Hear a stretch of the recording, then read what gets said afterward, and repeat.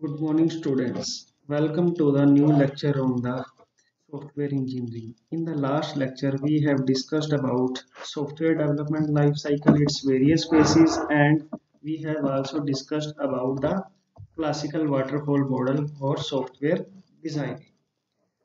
And we have discussed about its drawbacks. इसकी main drawbacks क्या थी हमारे इसकी मेन ड्रॉबैक्स थी हमारे पास कि ये एक लीनियर मॉडल था। अगर हमने एक फेज क्लियर कर लिया था उसके बाद नेक्स्ट फेज से प्रीवियस वाले फेज पे आने का कोई भी मेथड नहीं था, तो इसलिए एक तो उसमें हम क्या कर सकते थे, चेंजेस इजीली नहीं अडेप्ट कर सकते थे, और दूसरा यहाँ पे रिस्क रहता था क्योंकि अगर हमारे पास एक प्रीवियस फेज में एरर रह गए हैं तो नेक्स्ट फेज में उन एरर्स को रिमूव करने का हमारे पास कोई इजी मेथड नहीं था, तो हमारे पास रिस्क प्रोन था क्लासिकल वाटरफॉल मॉडल। इसी प्रॉब्लम को सोल्यूशन करने के लिए हमारे पास नेक्स्ट मॉडल है आइटरेटिव मॉडल, और आइटरेटिव वाटरफॉल मॉडल भी इसको हम बोल सकते हैं। It is known as the iterative model. नाम से क्लियर है कि इसमें हमारे पास क्या है, हर एक प्रोसेस को हम आइटरेट करते हैं, जो डिफरेंट डिफरेंट फेजेस हैं उनको हम आइटरेट करते हैं। तो आइटरेटिव मॉडल क्या है? An iterative life cycle model does not attempt to start with the full specification of the requirement। कि इसमें हमारे पास जरूरी नहीं है कि हमारे पास शुरू में ही सारी की सारी रिक्वायरमेंट स्पेसिफाइड हो या पता हो। Instead, development begins by specifying the implementing just part of software and what is reviewed to identify further requirements। इसमें हम क्या करते हैं, शुरू में जितनी भी रिक्वायरमेंट है हमारे पास उसके बेस पे हम एक इम्प्लीमेंटेशन करते हैं, और फिर वो वाला मॉडल हम क्या करते हैं, आइडेंटिफाई करते हैं रिक्वायरमेंट को सेटिस्फाई नहीं कर रहा है या कर रहा है, और उसके बेस पे हम उसको दोबारा से इम्प्लीमेंट करते हैं, और जब तक कि हमारे पास फाइनल मॉडल ना बन जाए तब तक हम आइटरेटिव प्रोसेस को रिपीट करते रहते हैं। This process is then repeated producing a new version of software and at the end of the iteration of the model. Basically इसमें क्या है, हमारे पास हम क्या करते हैं, इसमें डिफरेंट टाइप के बिल्डिंग करते हैं। जैसे हमें फर्स्ट स्टार्टिंग में रिक्वायरमेंट जितनी पता थी उसके बेस पे हमने डिजाइन किया, डेवलप किया, टेस्ट किया और इम्प्लीमेंट किया, और उसको हम बोलते हैं बिल्ड वन। वो कस्टमर को दिखाया, उसके बाद कस्टमर ने अपनी न्यू रिक्वायरमेंट दी, उसके बेसिस पे अगेन हमने उसको क्या किया है, रिवाइज किया और बिल्ड टू। सिमिलरली दोबारा से फिर नेक्स्ट फेज में उसको दोबारा से थर्ड उसका प्रोटोटाइप या इटरेटिव मॉडल बनाया एंड कस्टमर को दिखाया, और उसके बेस पे हम ये प्रोसेस रिपीट करते रहेंगे जब तक कि कस्टमर हमारे पास फुल्ली सेटिस्फाइड ना हो जाए। अब देखिए, जो वाटरफॉल मॉडल था उसकी ड्रॉबैक क्या थी हमारे पास, उसकी ड्रॉबैक थी कि कस्टमर को मॉडल बीच में भी नहीं, कहीं भी सॉफ्टवेयर प्रोडक्ट नहीं दिखाया जाता था। एट फाइनल स्टेज पे ही कस्टमर को प्रोडक्ट के बारे में जानकारी मिलती थी। लेकिन यहाँ पे क्या है, हम हर एक बिल्ड के बाद क्या कर रहे हैं, कस्टमर को वो मॉडल या सॉफ्टवेयर प्रोजेक्ट दिखा रहे हैं और उसकी फीडबैक ले रहे हैं, और उसके बेस पे हम दोबारा से नया मॉडल या उसी मॉडल को इम्प्रूव कर रहे हैं।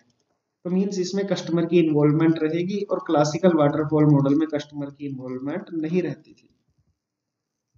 तो वही लिखा है, during software development more than one iteration of software development life cycle may be in progress at the same time. This process may be described as evolutionary और इंक्रीमेंटल अप्रोच। तो इसीलिए इस मॉडल को कई बार इवोल्यूशनरी मॉडल या incremental model भी बोल दिया जाता है। अब इसकी एप्लीकेशंस कहाँ पे है? बेसिकली क्या है, जैसे हमें पता है कि इसमें हम क्या करते हैं, आइटरेटिव प्रोसेस का यूज करते हैं। तो बेसिकली ये हमारे पास वहां पे यूज होता है जब जहाँ पे हमारे पास शुरू में सारी की सारी रिक्वायरमेंट्स आइडेंटिफाई नहीं होती। जितनी रिक्वायरमेंट्स हमें पता है उसके बेस पे हम उसका फर्स्ट मॉडल बनाते हैं, फिर उसको रिवाइज करते हैं और रिक्वायरमेंट्स के बेस पे एंड सो ऑन। तो मींस एसडीएलसी हमारे पास वहां पे यूज होगा जहाँ पे requirements of the complete system are clearly defined and understood. Major requirements must be defined. However, some functionalities or requested enhancement may involve with the time। कि शुरू में लगभग हमें सारी रिक्वायरमेंट पता है, लेकिन फिर भी वहां पे हम क्या करते हैं, थोड़ा सा मार्जिन लेके चलते हैं कि बाद में इन्हांस किया जा सके। और क्या हो, there is a time to market constraint. ये थोड़ा लेंथी रहता है क्योंकि डिफरेंट डिफरेंट हम आइटरेशन यूज करते हैं, तो इसलिए टाइम बाउंड इसमें ज्यादा रहता है हमारे पास। Resources with needed skill set is not available. और ये यहाँ पे जहाँ पे हमारे पास अच्छे प्रोग्रामर या फुल्ली स्किल्ड टीम नहीं है, वहां पे हम इसको जनरली यूज करते हैं जहां पे हमारे पास स्किल की कमी हो। There is some high risk features, और इसकी ड्रॉबैक क्या है कि high risk features and goals which may change in future. इसकी ड्रॉबैक्स क्या है या डिसएडवांटेजेस क्या है? More resources may be required, क्योंकि हम क्या कर रहे हैं यहाँ पे बार बार से एक साइकिल को रिपीट कर रहे हैं, तो इसलिए रिसोर्सेज ज्यादा वहां पे कंज्यूम होंगे, सो मोर resources may be required. cost, although the cost of change is lesser but it is not suitable for changing requirement। बेशक इसमें हम क्या करते हैं, कॉस्ट हमारी कम है, लेकिन फिर भी अगर हमारे पास बहुत ज्यादा ड्रास्टिकली रिक्वायरमेंट चेंज कर रहे हैं तो वहां पे ये मॉडल सुटेबल नहीं रहेगा। हल्की फुल्की रिक्वायरमेंट के लिए सुटेबल है, लेकिन ड्रास्टिकली या मेजर चेंजेस के लिए ये मॉडल फिट नहीं बैठेगा। मोर मैनेजमेंट अटेंशन इज रिक्वायर्ड, यहाँ पे क्या करना पड़ेगा, टीम लीडर को मैनेजमेंट रखनी पड़ेगी हर एक फेज के लिए। System architecture and design issue may arise but not all requirements are gathered in beginning of the entire life cycle, क्योंकि हम यहाँ पे क्या करते हैं, शुरू में सारी की सारी रिक्वायरमेंट्स नहीं पता होती, तो इसलिए डिजाइन इश्यूज आ सकते हैं, मींस हमें डिजाइन बाद में मॉडिफाई करना पड़ सकता है। डिफाइनिंग इंक्रीमेंट्स में require definition of the complete system, not suitable for smaller projects. Other one जैसे अभी बताया कि मैनेजर की इन्वॉल्वमेंट बहुत ज्यादा रहेगी, तो management complexity is more, end of project may not be known which is a risk, हमें ये नहीं पता कि प्रोजेक्ट कब कंप्लीट होगा, क्योंकि हमें ये नहीं पता कि कितने उसके साइकिल्स रिपीट करने पड़ेंगे, तो इसलिए रिस्क रहेगा कि ये टाइमली कंप्लीट हो पाएगा नहीं। तो मेजर हम इसको वहां पे यूज करते हैं जहाँ पे टाइम की हमारे पास लिमिटेशन नहीं होती। Highly skilled resources are required for the risk analysis, बेशक यहाँ पे हमारे पास लेसर स्किल वाले प्रोजेक्ट डेवलपर्स इन्वॉल्व होते हैं, लेकिन रिस्क एनालिसिस के लिए हमारे पास हाईली स्किल्ड रिस्क एनालाइज करने वाले पर्संस का होना जरूरी है। Next model is spiral model which is most important from the examination point of view. Spiral model क्या है, एक तरीके से आइटरेटिव मॉडल की तरह ही है, लेकिन इसमें हम क्या करते हैं, स्पाइरल्स की फॉर्म में हम अपने प्रोजेक्ट की डेवलपमेंट करते हैं। The spiral model combines the idea of iterative development with systematic and control aspects of waterfall model। तो वही है कि हमारे पास आइटरेटिव मॉडल क्या था, एक अनऑर्गेनाइज्ड था, वहां पे हम अपनी इच्छा के अकॉर्डिंग कितने भी साइकिल्स कर सकते थे, लेकिन यहाँ पे क्या है, ऑर्गेनाइज्ड डेवलप आइटरेटिव मॉडल को यूज करेंगे हम with the limitations of waterfall model।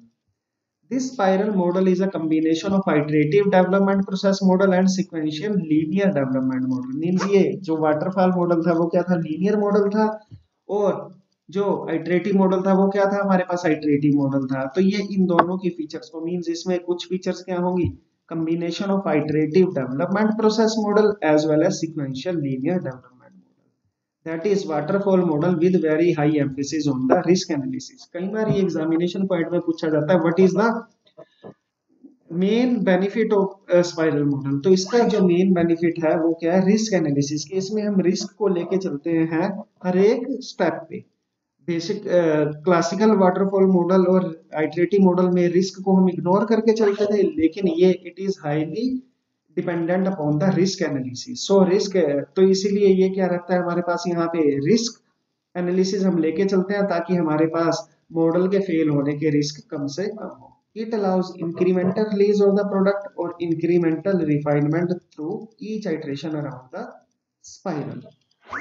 तो अब इसका डिजाइन देखिए, वही डिजाइन में क्या है, हम सबसे पहले अपनी प्रॉब्लम को आइडेंटिफाई करेंगे, फिर उसका एक डिटेल्ड डिजाइन बनाएंगे, फिर उसको इम्प्लीमेंट करेंगे या कंस्ट्रक्ट और बिल्ड करेंगे,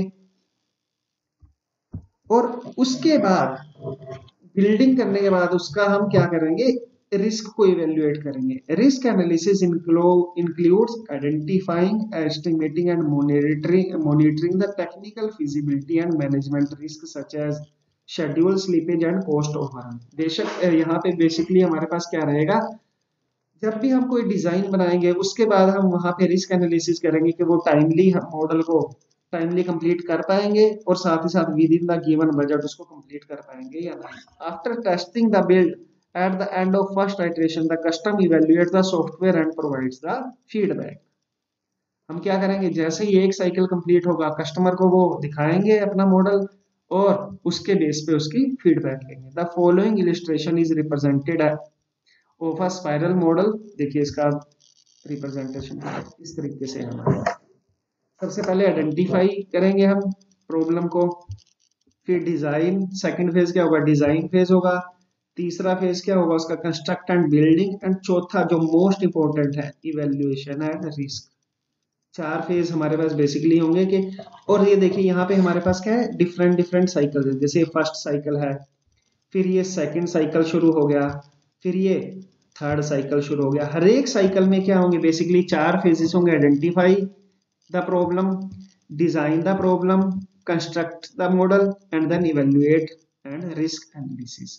आइडेंटिफिकेशन, हर एक स्पाइरल के बाद यहाँ पे हम क्या करेंगे, कस्टमर को वो मॉडल दिखाएंगे और उसके बेस पे हम दोबारा से उसकी प्रॉब्लम को आइडेंटिफाई करेंगे, डिजाइन करेंगे, कंस्ट्रक्ट करेंगे और इवेल्युएट और रिस्क करेंगे।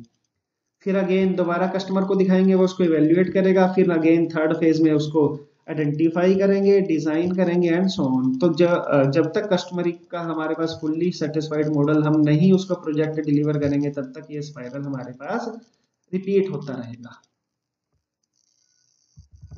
अब spiral model application. The spiral model is widely used in software industry as it is synchronized with the natural development process of any product. Mostly आज के टाइम में स्पाइरल मॉडल हमारे पास use होता है, as well as agile, जिसको हम आगे discuss करेंगे। लर्निंग विद मैच्योरिटी, इसमें क्या करते हैं हमारे पास, जैसे जैसे एक ह्यूमन बीइंग की है कि लर्निंग विद द मैच्योरिटी, कि जैसे जैसे हम लर्न करते रहते हैं वैसे वैसे मैच्योरिटी आती रहती है। तो उसी तरीके से यहाँ पे हम क्या करते हैं, हर एक स्पाइरल में क्या करते हैं, कस्टमर को प्रोडक्ट दिखाते हैं और नेक्स्ट साइकिल में उसका इम्प्रूव्ड वर्जन हम क्रिएट करते हैं। The following points explain the typical usage of spiral model. पहला क्या है, where there is a budget constraint and risk evaluation is important. Spiral model हम ये वहां पे यूज करते हैं जहां पे बजट की कंस्ट्रेंट हो और हमें रिस्क को इवैल्यूएट करना मैंडेटरी हो। दूसरा, medium to high risk project के लिए भी ये सट, क्योंकि हर एक एंड पे हम क्या करते हैं, रिस्क को एनालाइज करके चलते हैं, तो इसलिए ये हाईली रिस्क जो प्रोजेक्ट है वहां पे फुल्ली हमारा फिट बैठता है स्पाइरल मॉडल। और लॉन्ग टर्म प्रोजेक्ट के ऊपर भी ये फिट बैठेगा। Long term project commitment because of potential changes to economic priorities. और चौथा, जब कस्टमर को फुल्ली स्टार्टिंग में अपनी रिक्वायरमेंट्स टोटली नहीं पता, तब भी हम स्पाइरल मॉडल को यूज कर सकते हैं। Customer is not sure of their requirements which is usually the case. Fifth one, जब कस्टमर की रिक्वायरमेंट्स क्या हो, कॉम्प्लेक्स हो, और साथ ही साथ क्या हो, उसको क्लैरिटी ना हो। Requirements are complex and need evaluation to get clarity. Next one, new product line, जिसमें हमारा क्या हो कि कस्टमर प्रोडक्ट को थोड़ा सा मॉडिफाई करना चाहता है with the its feedback. New product line which should be released in phases to get enough customer feedback. And next one, significant changes are expected to be product. जहां पे हमारे पास सॉफ्टवेयर प्रोडक्ट में expected हो कि changes होने हैं, तो वहां पे भी हम स्पाइरल मॉडल को यूज करते हैं। अब इसके प्रोज एंड कॉन्स देखिए। प्रोज मींस एडवांटेज, प्रोज तो एडवांटेजेस है, चेंजिंग रिक्वायरमेंट्स आर अकोमोडेटेड, कि अगर रिक्वायरमेंट चेंज हो रही है तो उसको हम इजीली हैंडल कर सकते हैं। Allows extensive use of prototypes, क्योंकि हर एक स्पाइरल के एंड पे हम उसको एक मॉडल दिखा रहे हैं जिसको हम प्रोटोटाइप बोलते हैं, तो प्रोटोटाइप्स के बेस पे हम उसकी फीडबैक ले सकते हैं। Third one, requirements can be captured more accurately, क्योंकि स्टार्टिंग में हमें सारी रिक्वायरमेंट्स नहीं पता होती, तो फेज वाइज हमारे पास धीरे धीरे रिक्वायरमेंट्स आती हैं, तो वो एक्यूरेटली हमें पता चलती रहती है कि एक्चुअल में कस्टमर चाहता क्या है। Fourth, user sees the system early, जैसे वाटरफॉल मॉडल में फाइनली ही कस्टमर को सॉफ्टवेयर दिखाया जाता था, लेकिन यहाँ पे कस्टमर को बीच में भी सॉफ्टवेयर दिखाया जाता है हर एक फेज के एंड पे। Development can be divided into smaller parts and so risk is low. यहाँ पे रिस्क हमारे पास कम रहता है, क्योंकि रिस्क की हम मैनेजमेंट करके चलते हैं, बेटर रिस्क मैनेजमेंट होती है इसमें। लेकिन अब इसके कौन सी या डिसएडवांटेजेस क्या है, management is more complex, and of the project may not be known early, ये नहीं पता कि कब कंप्लीट होगा। नॉट सुटेबल फॉर स्मॉल और low risk project, low risk के प्रोजेक्ट में ये सुटेबल नहीं है। प्रोसेस इज कॉम्प्लेक्स, स्पाइरल में गोट इंडेफिनेटली, के स्पाइरल के बार बार फेजेस हम रिपीट कर रहे हैं। Larger number of intermediate stages requires excessive documentation भी इसमें ज्यादा हो। नेक्स्ट है हमारे पास वी मॉडल, हमारे पास बेसिकली ये जनरली हमारे सिलेबस में नहीं है, तो इसको हम स्किप कर। नेक्स्ट है हमारे पास बिग बैंग मॉडल, और इसको जनरली हम कई बार बिल्ड एंड फिक्स मॉडल भी बोल देते हैं कि बिग बैंग की तरह हम क्या करते हैं, मॉडल को बनाते हैं और कस्टमर को दिखा देते हैं। जैसे जनरली ये क्या है, जैसे हम अपना एक प्रोग्राम बनाते हैं स्टूडेंट्स, तो उस तरह के मॉडल को हम बिग बैंग मॉडल बोल सकते हैं। The big bang model in SDLC model where we do not follow any specific process. कोई एक स्पेसिफिक प्रोसेस नहीं होती, अपनी जो डेवलपमेंट टीम है अपनी रिक्वायरमेंट के अकॉर्डिंग कुछ भी प्रोसेस फॉलो करके प्रोजेक्ट को कंप्लीट करना मोटिव रहता है, जिसमें the development just start with the required money and efforts at the input and output of the software development which may or may not be as per customer requirement। तो basically जैसे मैंने बताया है कि जैसे स्टूडेंट्स अपना एक project बनाते हैं उसी बेस में, जिसमें हमारे पास कोई ज़्यादा हम स्पेसिफिकेशन नहीं करते, अपना एक कोडिंग करते हैं और टेस्टिंग भी हम ज़्यादा नहीं करते, और वो कस्टमर की रिक्वायरमेंट्स के अकॉर्डिंग है या नहीं है उसका ज़्यादा इफेक्ट नहीं पड़ता, तो उस तरह के मॉडल को हम बोलते हैं बिग बैंग मॉडल या बिल्ड एंड फिक्स मॉडल। जिसमें हमारे पास बिल्ड एंड फिक्स का मतलब कि मॉडल बनाया, फिर उसमें देखिए कोई एरर है तो उनको हमने फिक्स कर दिया, फिर उन एरर को फिक्स करने के बाद दोबारा मॉडल को चेक किया कि कोई और बग तो नहीं है, तो उसके बेस पे उसको फिक्स किया। तो ये होता है हमारा बिग बैंग या build and fix model. Planning इसमें क्या रहती है, very little planning is required, even the customer is not sure about the what he wants and requirements are implemented on fly without much analysis। Customer को भी ये नहीं पता होता कि मेरे को एक्चुअल में चाहिए क्या, तो वहां पे हम यूज करते हैं big bang model. The Big Bang model comprises of focusing all the possible resources in software development and coding with very little or no planning। तो वही है कि हम डायरेक्ट मनी आना चाहिए और हमें प्रोजेक्ट मिलना चाहिए, उसके बेस पे हम कोडिंग स्टार्ट कर देते हैं और प्रोजेक्ट बनाना शुरू कर देते हैं विदाउट मच मोर प्लानिंग। तो इस तरह के मॉडल को हम बोलते हैं बिग बैंग मॉडल। अब इसके प्रोज एंड कॉन्स देखिए, सबसे पहले तो क्या है, बहुत ही सिंपल मॉडल है। एडवांटेज क्या है, it is very simple model, requires no planning, easy to manage, कोई हाई स्किल्ड टीम भी नहीं चाहिए, very few resources are required, give flexibility to the developers, it is good learning aid for the new comers और students, कि जो new teams हैं उनके लिए बेटर लर्निंग रिसोर्स रहता है। डिसएडवांटेज क्या है, रिस्क बहुत ज्यादा रहेगा, अनसर्टेनिटी रहेगी कि टाइमली कंप्लीट कर भी पा रहे हैं या नहीं कर पा रहे। Not a good model for complex and object oriented, के जो बड़े बड़े प्रोजेक्ट है वहां पे फेल हो जाता है। Poor model for long and ongoing projects, जो लॉन्ग टर्म के प्रोजेक्ट है वहां पे भी ये फेल हो जाता है। कैन टर्न आउट भी वेरी एक्सपेंसिव रहता है हमारे पास, क्यों, क्योंकि यहाँ पे कोई भी प्लानिंग नहीं रहती। नेक्स्ट है most important from examination point of view as well as today's scenario, it is agile model. Agile model is a combination of iterative incremental model which focuses on process adaptability and customer satisfaction by rapid delivery of the working software product। इसमें भी हम क्या करते हैं कि iterative और incremental model का ये क्या है, मिक्सचर है, जिसमें हम क्या करते हैं, कस्टमर को विद इन कॉन्फिडेंस लेके चलते हैं, हर एक एंड के बाद कस्टमर का प्रोजेक्ट दिखाते हैं, अगर वो सेटिस्फाइड होता है या जो भी वो रिक्वायरमेंट चेंज बोलता है उसके बेसिस पे हम अपने प्रोडक्ट को चेंज करते हैं और दोबारा से उसको रीडिजाइन करते हैं। Agile method breaks the product into small incremental builds, वही है कि धीरे धीरे हम उसको बनाते हैं कि पहले एक फीचर इंप्लीमेंट की, फिर दूसरी, फिर and so on. The builds are provided in iteration. Each iteration typically lasts about 1 to 3। हर एक iteration 1 से 3 वीक तक चलती है। Every iteration involves functional teams working simultaneously on various areas like planning, requirement analysis, design, coding, unit testing and accept। Means इन सभी का क्या रहेगा, ये सभी क्या फुल्ली फ्लैश्ड एक एसडीएलसी मॉडल है, और यहाँ पे इनको हम क्या करते हैं, वेरियस आइटरेशन में बार बार रिपीट करते रहते हैं। Eight the end of the iteration क्या करेंगे, जो प्रोजेक्ट बनेगा वो कस्टमर को दिखाएंगे, उसकी फीडबैक लेंगे और फिर दोबारा से सेम साइकिल रिपीट करेंगे। A working product is displayed to the customer and important stakeholders, और उनकी फीडबैक ली जाती है। अब एक्चुअल में एजाइल का मतलब क्या है, what is agile? Agile model believes that every project need to be handled differently तो इसका बेसिक मॉडल क्या है कि ये कहता है कि हर एक प्रोजेक्ट, सभी प्रोजेक्ट्स को बनाने का एक सिंगल मेथड नहीं है, हर एक प्रोजेक्ट को बनाने के लिए एक डिफरेंट स्ट्रेटेजी यूज होगी। Every project need to be handled differently and existing methods need to be tailored to best suit the project requirement. तो जो मेथड्स हैं उनके बेस पे उनको थोड़ा बहुत चेंज करना पड़ेगा depending upon the project requirement. तो ये टेलर मेड भी बोलते हैं, टेलर मेड जिसमें यूजर अपने अकॉर्डिंग चेंजेस कर सके। In agile the task are divided into the time boxes और with called small time frames to deliver the specific feature to the release. Iterative approach is taken and working software is delivered after each iteration.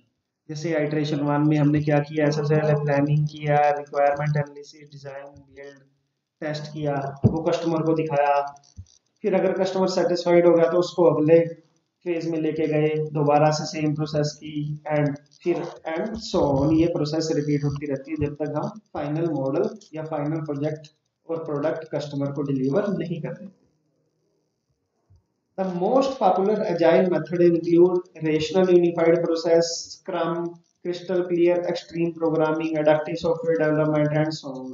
These are some of the agile methodologies. Following are agile manifesto principle. Agile जो किस principle पे काम करता है, individuals and interaction. Means हर एक individual के according वो change हो सकती है requirement. Working software, customer collaboration, responding to the change के चेंजेस मस्ट हैं हमारे पास। अब एजाइल के प्रोस एंड कॉन्स। तो सबसे पहले advantages, very realistic approaches for software development, promotes team work and cross training, functionality can be developed rapidly and demonstrated कि हर एक फंक्शन को हम जल्दी जल्दी, ये नहीं है कि सारे फंक्शन एक साथ इंप्लीमेंट करने हैं, धीरे धीरे हम कम कम फंक्शंस को रैपिडली डेवलप करते हैं और दिखाते हैं कस्टमर को। रिसोर्स रिक्वायरमेंट्स आर मिनिमम, क्यों? क्योंकि यहाँ पे बार बार रिपीट कर रहे हैं तो रिसोर्सेज एकदम से शुरू में नहीं चाहिए, वो धीरे धीरे हमें चाहिए होंगे तो मिनिमम रहेंगे।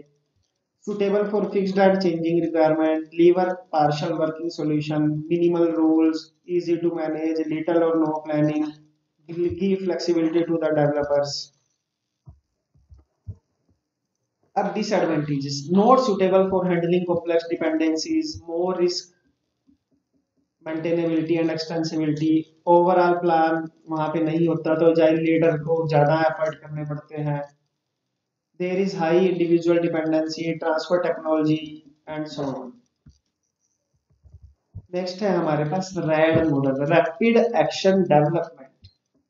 तो rapid action development model is based upon, ये भी वही है कि एक प्रोटोटाइप बनाएंगे, कस्टमर को वो दिखाएंगे, कस्टमर उसके अकॉर्डिंग अपनी फीडबैक देगा और फिर हम उसको रिफाइन करेंगे और आइटरेटिव डेवलपमेंट होगी विद नो स्पेसिफिक प्लानिंग। तो बेसिकली ये वही है हमारे पास।